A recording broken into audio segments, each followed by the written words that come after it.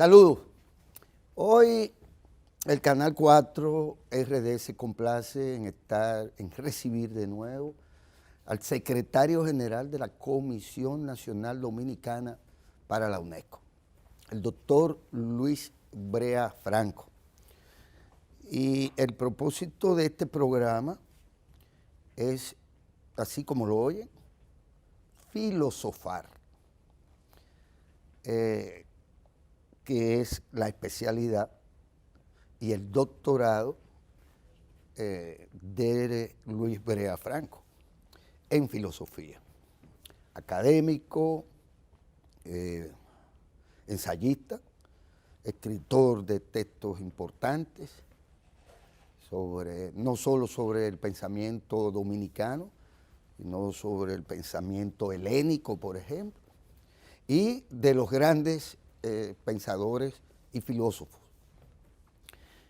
Por lo tanto, doctor, por ahí yo quiero que arranquemos. ¿Qué es esto? De cara, si usted quiere, al presente. ¿Qué es esto de sentarse a filosofar? Bueno, muchas gracias por la invitación, que ya es casi habitual. Sí. Quiero señalar que la UNESCO tiene en su sección de ciencias sociales un programa de filosofía, porque la UNESCO considera como su principio fundamental que hay que educar para las mentes de los hombres, para erradicar la violencia de la faz de la tierra. Entonces, esa es parte del debate de la UNESCO, o sea que no estamos saliendo de los temas que tratamos. Bueno, yo creo que filosofar es una actividad fundamental del ser humano, porque el ser humano es un ser pensante, aunque la filosofía en un primer momento es puro diálogo, tal como se inició en Grecia, pero poco a poco se ha ido convirtiendo en una empresa, digamos, educadora y formadora de especialistas, gente que se dedica ya profesionalmente a manejar toda una serie de instrumentos que ha ido creando el desarrollo de la misma filosofía a través de la historia. Por ejemplo, hay un elemento que la gente se pregunta muchas veces, ¿por qué hay que ir a una universidad a estudiar filosofía? Bueno, hay que ir a estudiar filosofía. ¿O a un cuarto bachillerato? Sí, a un cuarto, pero quien quiera ya filosofar tiene que seguir los estudios a nivel universitario. Sí, entonces, ¿por qué? Porque la filosofía se ha ido creando una serie de lenguaje, un vocabulario que se ha ido enriqueciendo a través de los siglos. Entonces, por ejemplo, lo que significa idea en Platón, tal vez en Aristóteles no signifique lo mismo. Entonces, un estudioso de filosofía, si quiere, se estudia filosofía para ahorrarnos el tiempo y el esfuerzo de estar descubriendo cosas que ya están resabidas. Entonces, una persona que se dedica a estudiar filosofía se dedica a estudiar ese vocabulario y su evolución en el tiempo. Eso es un bagaje que es importantísimo. Están las obras de los filósofos que se estudian y cada uno ha ido tratando, según los tiempos, de resolver casi siempre la misma problemática, lo único que enfocado desde perspectivas diferentes. Porque se descubre en un determinado momento que un determinado problema es un falso problema y que hay que enfocarlo desde otro punto de vista, pero sin renunciar a la misma problemática. Y y además es una disciplina histórica. O sea, usted tiene que conocer la historia de su desarrollo para poder participar en el diálogo, digamos, a un cierto nivel. Pero en teoría, cada ser humano está capacitado para discutir sobre temas filosóficos, porque la filosofía, como bien decía Kant en su antropología, se ocupa de qué podemos conocer, qué podemos esperar y qué debemos hacer. Y luego él decía que esas tres preguntas, esos tres problemas, se resumían en una sola, darle una respuesta a qué es el hombre, el ser humano. Entonces, esa propuesta kantiana, que es del siglo XVII, permanece aún vigente. En beneficio de simplemente nuestra audiencia, y en el mío propio, estamos hablando de que una cosa es eso que algunos han llamado siempre sentido común, que es un nivel de entendimiento y de reflexión Sí.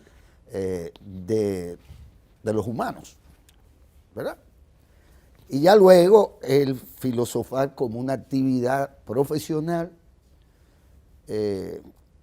y que tiene que ver con todo ese tránsito histórico, además de esa data histórica.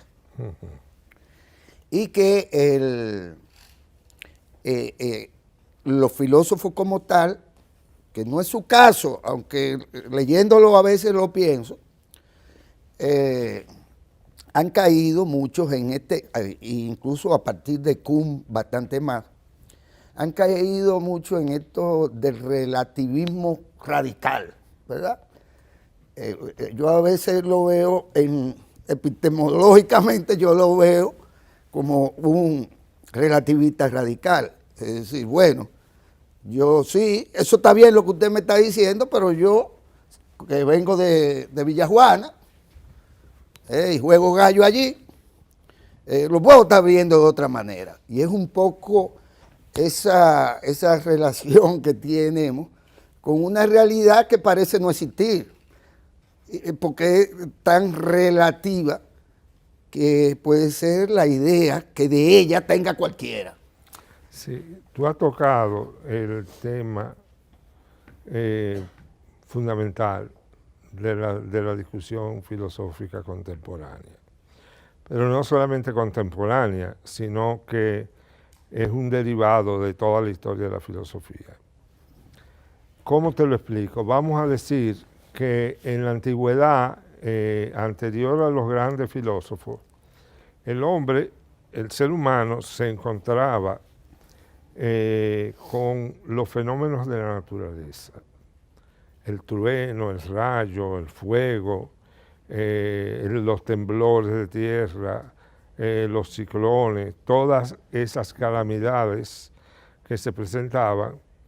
Entonces, el ciclo de gestación de los animales, el ciclo de fructificación de la agricultura, todos esos eran fenómenos que el humano hace 500.000 de años le producía estremecimiento, sorpresa, y no podía dar una explicación a eso. Entonces, como respuesta a ello, el humano crea una dimensión que es la dimensión de los dioses, que son la manifestación de esos fenómenos.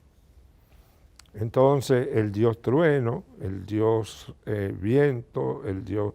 Pero según van evolucionando las sociedades, van evolucionando también las ideas sobre cómo se configura lo divino. Entonces, en base a eso se postula que lo divino está por encima del orbe terrenal. Son como esos seres que tienen la llave, pero que son suprahumanos. Los griegos, para hacer la diferenciación entre los mortales, que éramos nosotros, que somos nosotros, llamaban a los dioses los inmortales. Son los que no padecen mutaciones, porque el gran problema, después de un cierto tiempo, que es donde se desarrolla el pensamiento cuestionador de la filosofía, es cuestionarse por qué sucede el cambio, por qué yo envejezco, por qué no me puedo bañar en el mismo río porque el río, el agua corre, el porqué del tiempo. Entonces, el fenómeno de los cambios, de lo variable, hace, o sea, fue Heráclito, para poner una imagen, digamos, muy común en la gente. Enciclopédica. Sí, es que postula que todo está en cambio. Pero eso no es necesario unos lentes.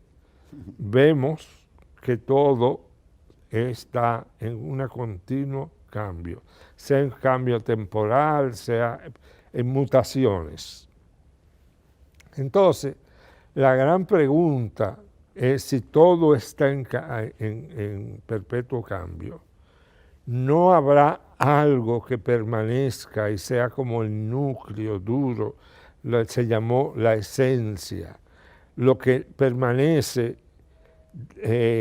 inmutable dentro de lo que sí está cambiando. Entonces, se crea postulando esta realidad, lo que se llama una dimensión metafísica.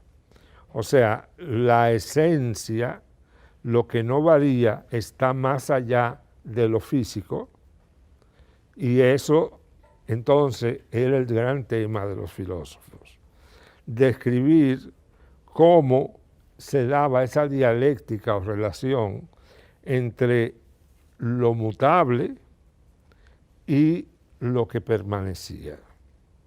Porque si no permanece algo, incluso la palabra, el idioma, el habla, sería imposible. Porque cuando yo digo el río, si ya el río, si la palabra no se refiriera a algo estable, me estoy refiriendo a algo que ya no existe. Porque cuando yo digo el río, ya el río sucedió, pasó, es diferente. Entonces, para la posibilidad misma de la existencia del lenguaje, se necesita postular que hay un elemento fijo, permanente, que no cambia, frente a lo que nos da la experiencia de los sentidos, que todo está cambiando. Entonces, a partir de esa concepción, se dice, a partir de Aristóteles y Platón, que esa esencia, esa consistencia que no varía, se le llama el Theos, el Dios. Entonces, hay una esencia divina en el mundo y una esencia humana, o sea, mutable. Entonces, toda la filosofía antigua, sea egipcia, sea griega, sea asiria, mesopotámica, china, siempre parte de esa dualidad. Postular una realidad inmutable que es divina, porque no es igual a lo humano, porque lo humano cambia y lo tenemos ante los ojos, pero lo otro lo postulamos porque sin eso no podríamos ni siquiera expresar expresar la realidad ni conocer mediante el lenguaje. Porque Aristóteles descubre que la estructura del conocimiento es lógico. y la lógica se expresa en una forma determinada. Yo atribuyo a un sujeto un predicado. Entonces, si yo no, el sujeto se supone que es lo consistente, lo invariable, y el predicado es lo que cambia. Pero cuando yo digo la mesa la piense quien sea, no puede variar. Puede pensar cualquier tipo de mesa, pero no necesariamente yo tengo que hacerme una imagen de la mesa, porque pensar en conceptos es pensar en la idea, pero no necesariamente tengo que hacerme una imagen de esa mesa. La imagen variará, pero hay un núcleo que no varía. Entonces, cuando llegamos en la historia a la que se une el Imperio Romano con la religión, con la sabiduría y la religión judía, y con el fenómeno Cristo, de donde surge el cristianismo, entonces ahí esas ideas vienen a mezclarse con las ideas que provienen de Grecia. Entonces ya se le empieza a dar el nombre de los dioses judíos a la realidad que había descubierto como permanente. Entonces el Dios creador, hay un Dios que crea el mundo en 7 días, que es el núcleo invariable y que es, digamos, el patrón y el dueño de todo lo que existe. Su providencia es infinita, o sea, Él es el que decide el destino de los seres, destino del mundo, y el mundo tiene una evolución que va desde su creación, su desarrollo, hasta que Dios, que produce, permite a su Hijo que asuma forma humana y Él muere por la salvación de los hombres. Entonces, por esa sangre, el mundo viene redimido del pecado y se producirá el juicio final.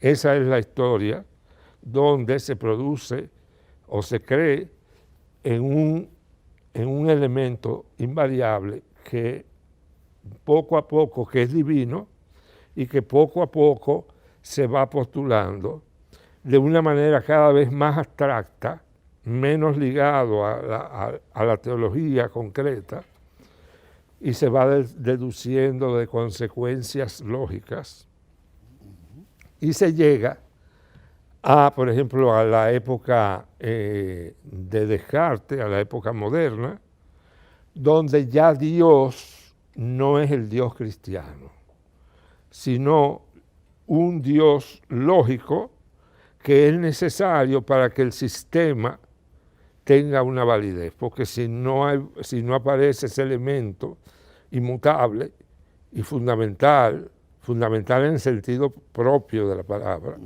pues entonces todo se cae.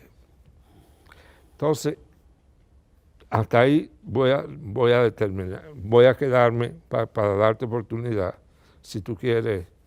Termino de que yo... Bueno, entonces, ¿qué ocurre?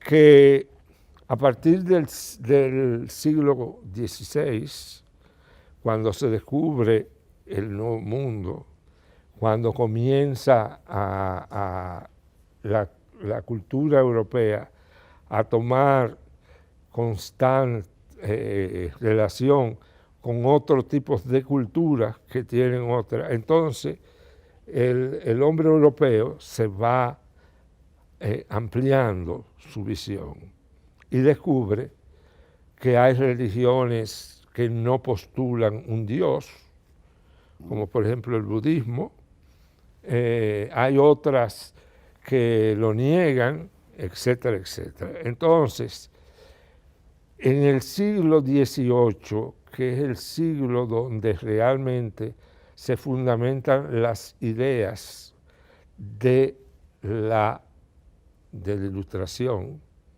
donde sucede la Revolución Francesa y donde comienza la Revolución Industrial.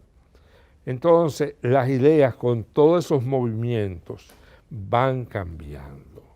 Entonces surgen algunos pensadores que dicen que Dios no es necesario, que las cosas pueden andar bien sin que el sistema postule una esencia divina. Entonces, posteriormente, hay un desarrollo de esas ideas que llega hasta el desarrollo de las ciencias matemáticas y físicas en el siglo XIX, donde se explica al mundo como un mecanismo que funciona solo. Es el mecanicismo del siglo XVII, XVIII, es como un gran reloj que él mismo mueve, es como una gran máquina, porque el hombre, el ser humano, va interpretando el mundo como es su medio ambiente, va tomando de modelo el mundo que él va creando como su medio ambiente. Entonces, en un determinado momento, cuando empiezan a aparecer las máquinas, entonces el hombre postula que el universo es mecánico.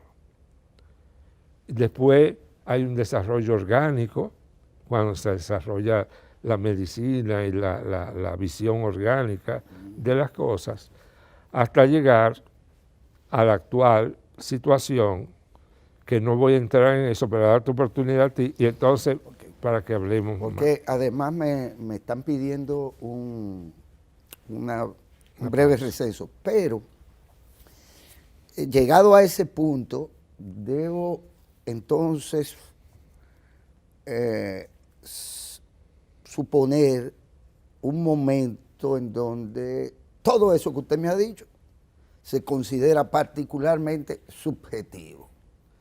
Entra la noción que posteriormente no sería igual que la de la mencionada relatividad.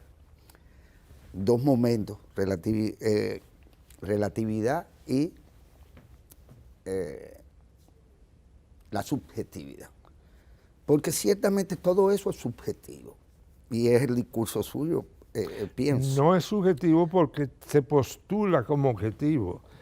El subjetivismo entra más adelante. Más adelante, porque es alguien que en un contexto espacio-tiempo y que cultura, diversidad religiosa, de creencia, bueno, pues eso está muy bien, pero es en ese contexto y ahí tenemos entonces que valorarlo, y al valorarlo diríamos que bueno, que todo pensamiento resultaría un tanto subjetivo. Cuando comienzan a surgir la revolución política y social con la Revolución Francesa, en ese momento la Revolución Francesa pone en entredicho que los reyes, que la autoridad provenga de una infusión divina, que por vía de la naturaleza, por la reproducción física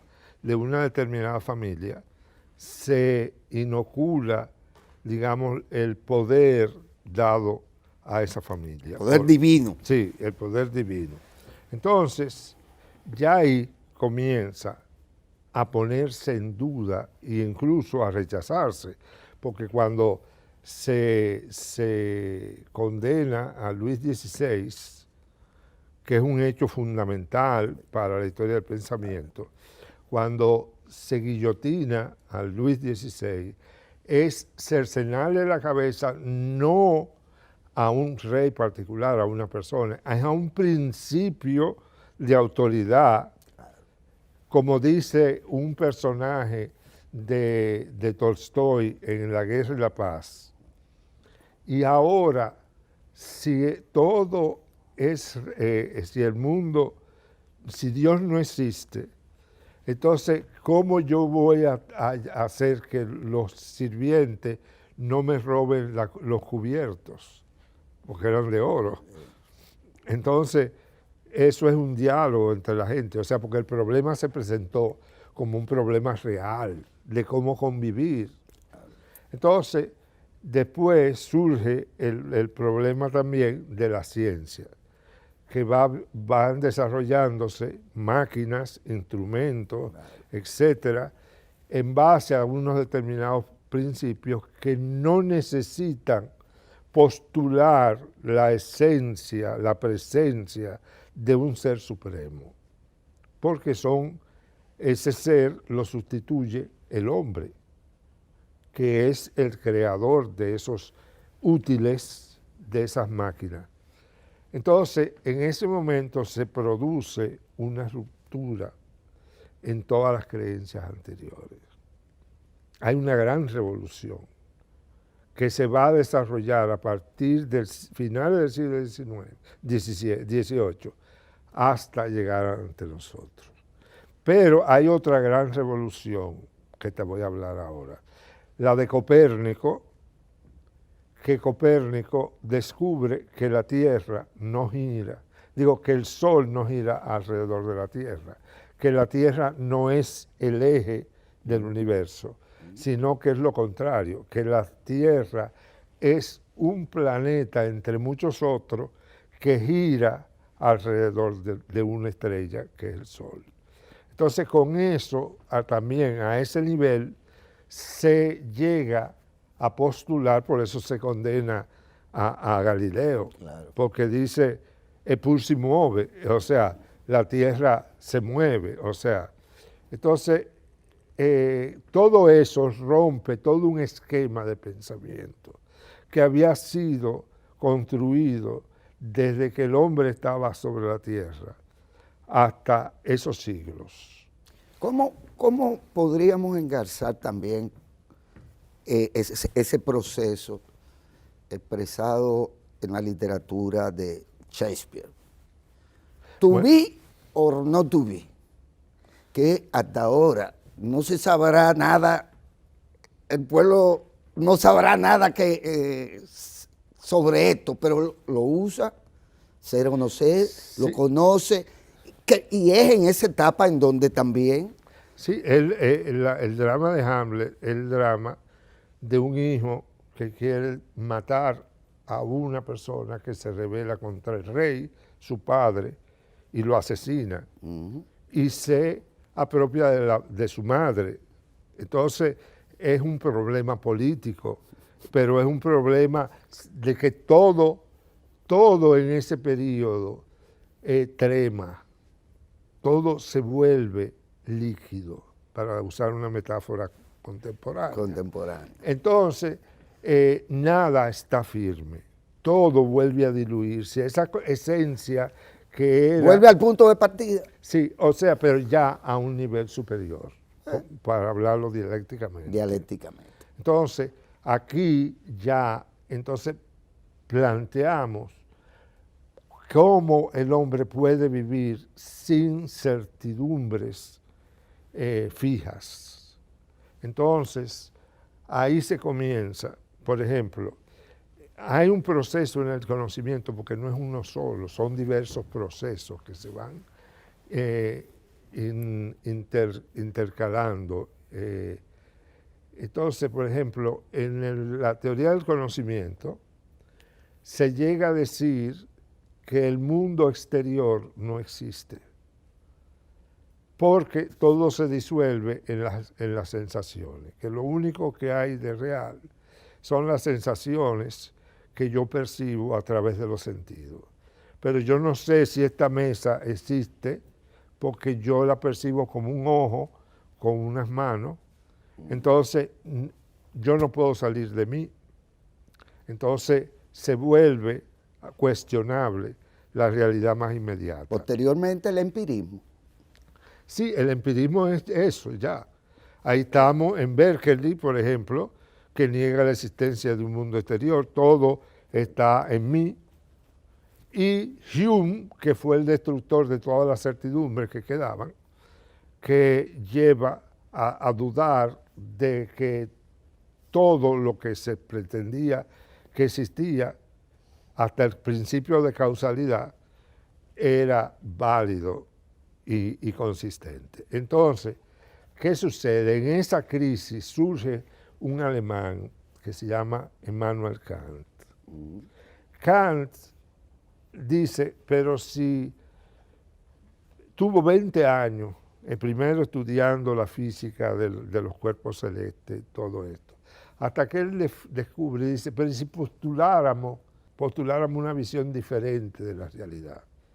Es decir, la realidad no está fuera de mí, sino que la construyo yo a través de mi cabeza, de mi razón. Entonces, Kant produce la gran revolución, porque ahora el espacio y el tiempo no van a ser realidades, sino contenidos de mi conciencia. Entonces, él yo no quiero desarrollar la teoría kantiana, porque eso nos llevaría, pero ya que lo mencionó. Sí, él lleva a que se rompa toda la certeza en cuanto al conocimiento. Entonces, es el ser humano el que construye el conocimiento y construye el mundo. El mundo no está dado en sí. El mundo es una construcción de la razón.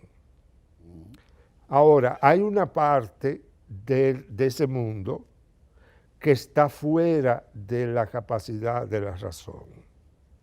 Y es hablar si el mundo tuvo un origen divino o no, porque eso no lo podemos saber. Entonces Kant dice, de eso no debemos hablar. Si hay una justicia divina, si hay un principio de moralidad universal, él postula un principio que él cree que podría ser universal, pero él señala que nada de eso nosotros podemos decidirlo, que tenemos que quedarnos en el conocimiento científico, pero ir más allá para hablar de un Dios, de una verdad, no podemos opinar. Y no un tanto eso, renunciar a ese concepto de la trascendencia. Bueno, él logra eso por vías más humanas, que son vías como ponernos de acuerdo. Él lleva a postular que la convivencia, la ética, son formas que dependen del diálogo entre los seres humanos y que debemos concentrarnos en lograr ese diálogo y unos principios que sean aceptables para todos. Pero de aquello no podemos hablar, porque para la ciencia está fuera de la ciencia. Entonces viene Hegel con su dialéctica, pero Hegel desarrolla una dialéctica abstracta. Y Hegel lo que hace al final de su filosofía de la historia es justificar la realidad, digamos la realidad social y económica de su tiempo, es decir, al régimen prusiano. Entonces, posteriormente, me estoy adelantando así, Marx asume el método, lo transforma. ¿Por qué que Feuerbach usted no lo menciona? Bueno, Feuerbach sería interesante nombrarlo, pero, o sea, Feuerbach representa un avance, pero siempre en el mismo camino ya trazado por Kant. O sea, él dice que el hombre es el creador de las religiones, que el hombre es lo que come y piensa según lo que come. Entonces, él produce, o sea, unos cambios sumamente telúricos, fuertes, que ese pensamiento hace a muchos de los pensadores de ese tiempo ver tratar de ver con mejor claridad la realidad de su mundo.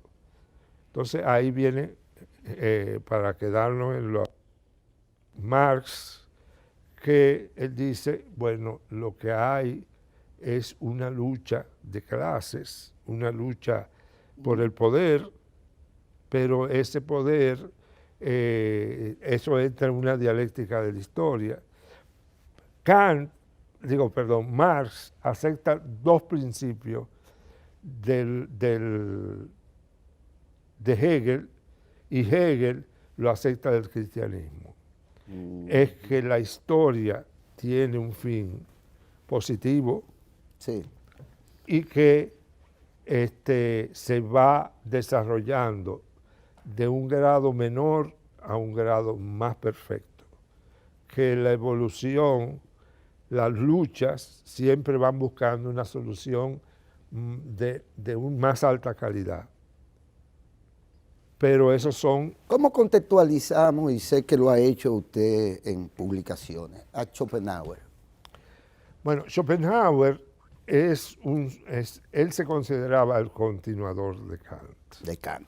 Ya. Entonces, Kant, cuando habla de esa realidad que nosotros tenemos que atenernos, que es la que puede ser conocida a nivel científico, él llama a lo no conocible como el nómeno, la cosa en sí. Eso queda fuera de la razón. Entonces, Schopenhauer, que era un tipo brillante, genial, él dice, hasta donde Kant habla, estamos de acuerdo. Pero esa cosa en sí, nosotros podemos conocerla y tenemos una experiencia. O sea, no queda fuera de nuestro conocimiento, de nuestra experiencia. Y él dice que es el sentimiento del propio cuerpo. Cada persona siente su cuerpo, y en su cuerpo, lo esencial de un cuerpo es desear, querer, tratar de eliminar el sufrimiento, tratar de querer más, ser más, desarrollarse más. Entonces, un tanto hedonista. No, es la voluntad. Él descubre la voluntad. Pero la voluntad es como una imagen porque Schopenhauer es una persona su gran éxito depende de que fue un gran escritor. Entonces, él tiene unas imágenes. Él dice, el hombre, la voluntad actúa como el hombre que bebe mucho, que el náufrago que está luchando por su vida, le da sed y lo que encuentra es agua salada, bebe agua salada y esa agua salada le da una sed continua superior. Así, dice él, funciona el deseo.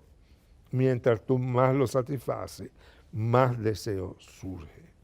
Entonces, él postula que ese deseo no es solamente humano, sino que esa sustancia, que es el nómeno, que es la cosa en sí de Kant, él la analiza y dice que está en todo que es la fuerza que da cohesión a todo lo que hay.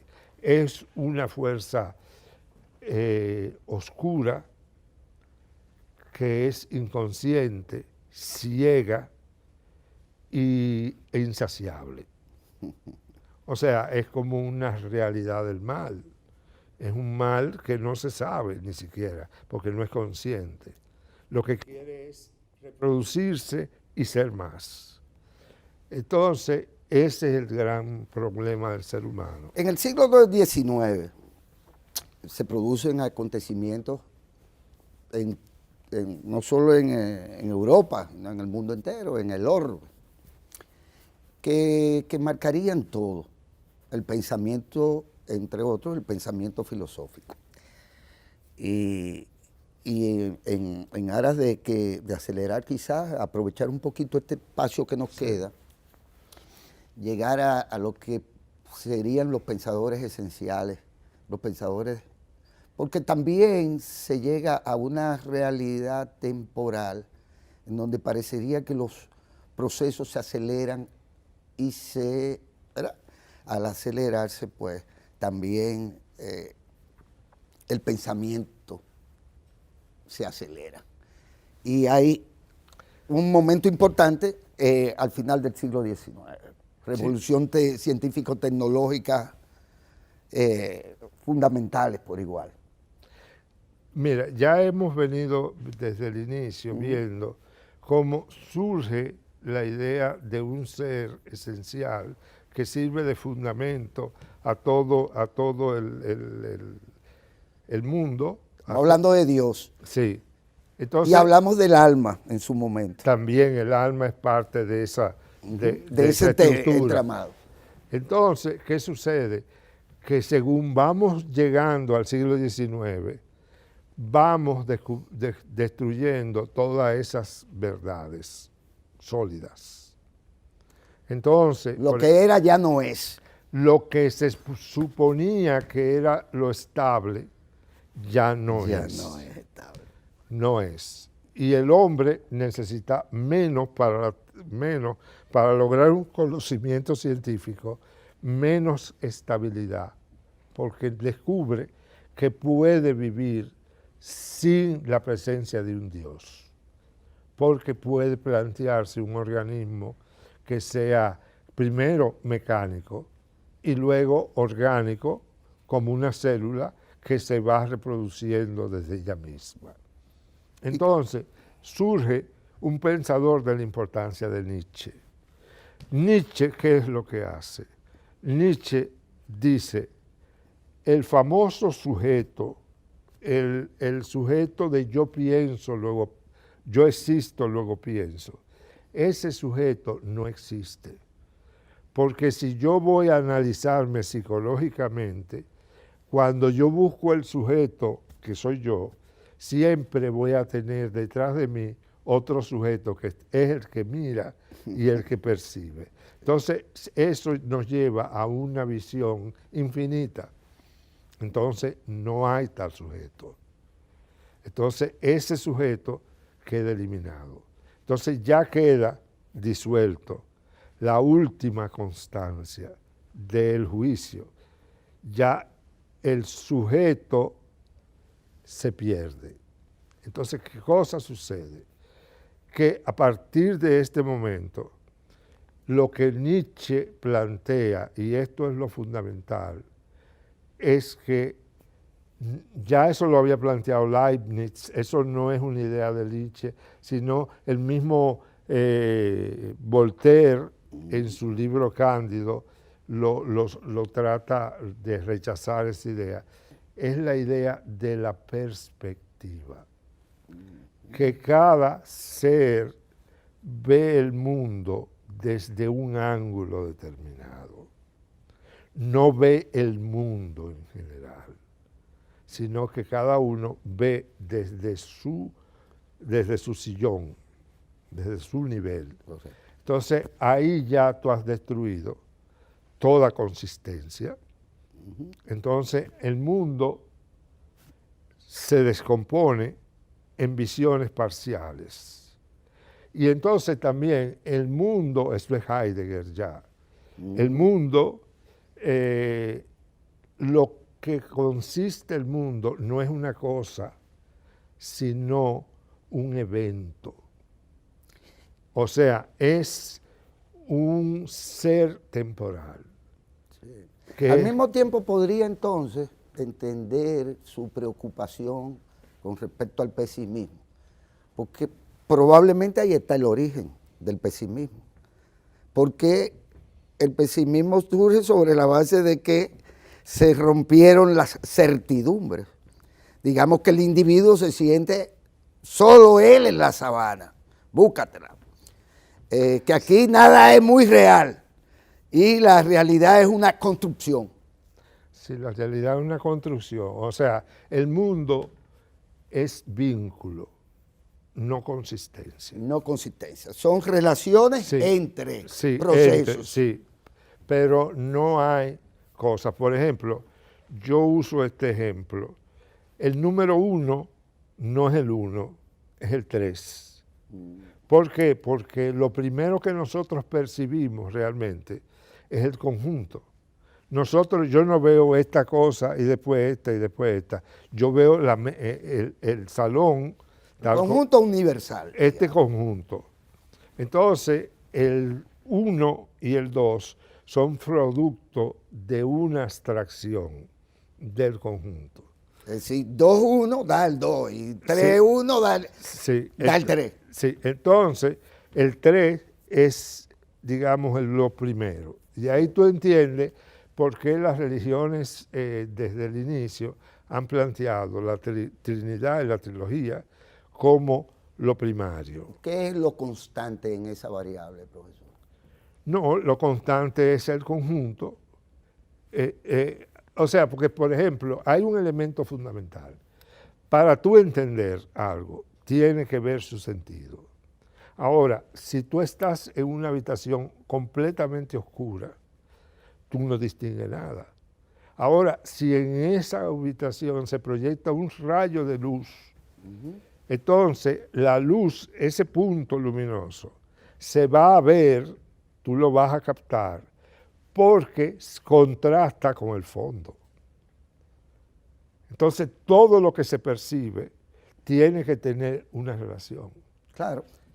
El quantum con el contexto. Con el contexto. O el horizonte. Sí. Entonces, sin ese contexto no hay sentido, ni podemos entender las cosas. Entonces, Heidegger señala que el mundo, en esto coincide con Marx, parece mentira, dicen que Heidegger es fascista, pero en esto su análisis del mundo es esencialmente marxista.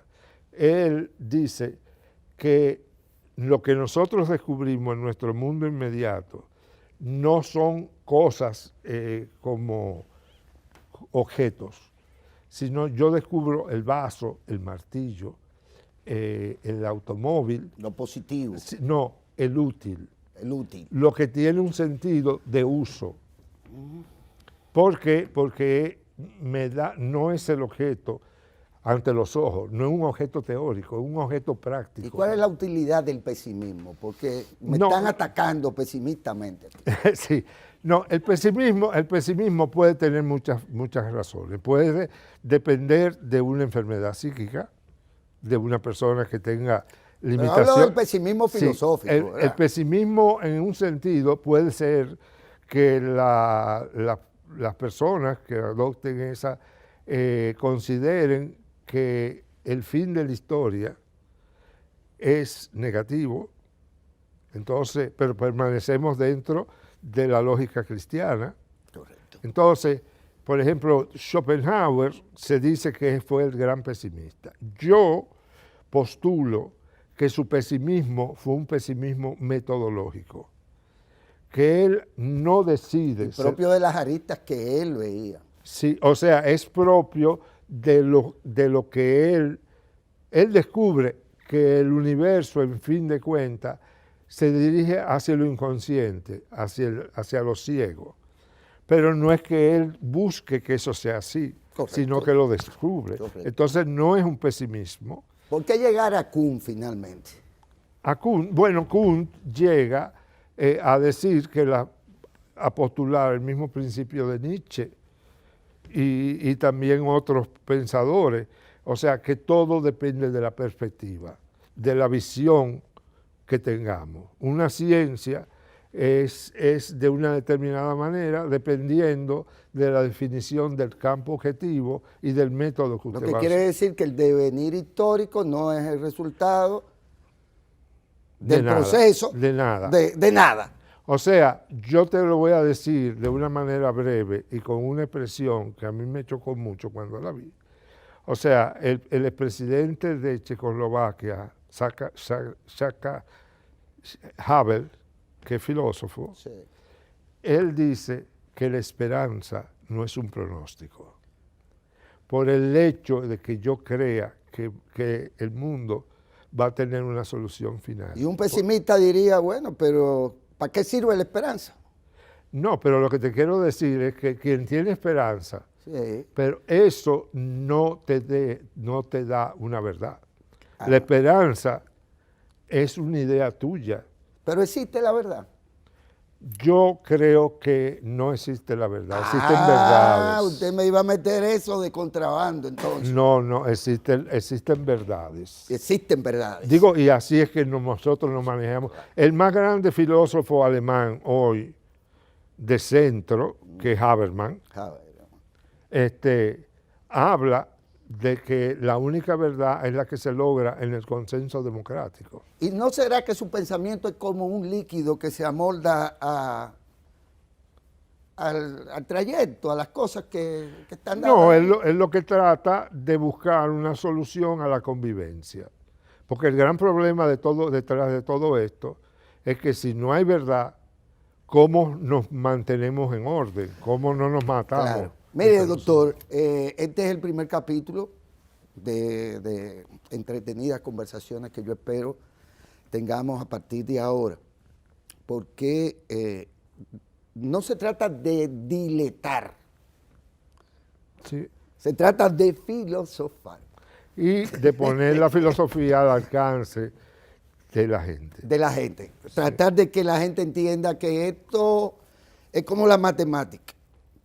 De hecho, la filosofía Sí, tiene una matriz también, sí, en el origen, pero tratar de que la gente le pierda el miedo. Exacto.